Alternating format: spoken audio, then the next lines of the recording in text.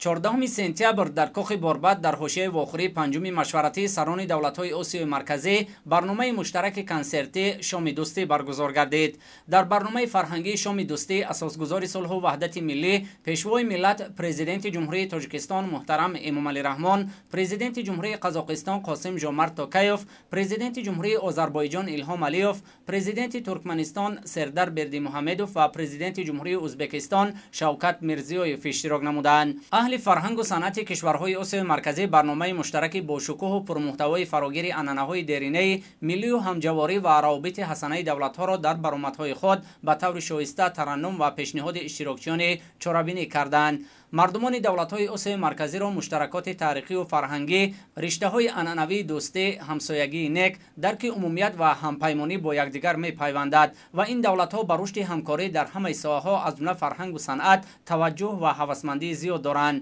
در همین زمینه پایداری مکالمه با اعتماد و رشد و تحکیم مناسبت‌های دوجانبه باثبات و درازمدت بین دولت‌های آسیای مرکزی در همه سمت‌ها یکی از اولویت‌ها در سیاست خارجی جمهوری تاجیکستان میباشد. ملاقات و مذاکرات سطحی عالی راهبران دولت‌های آسیای مرکزی در دوشنبه با تحکیم روند رشد همکاری منطقوی و پایداری امنیت و ثبات در منطقه مساعدت می‌کند. برنامه مشترک رنگین کنسرتی تحت عنوان شام دوستی که انعکاسگر عنعنه‌های دیرینه دوستی و روند همکاری‌های آینده‌دار کشورهای اشتراکچی بود خیلی دلپسند و فرح بخش جریان گرفت و مهمانان عالی مقام با برآمد اهل صنعت و هنر بهای بلند دادند.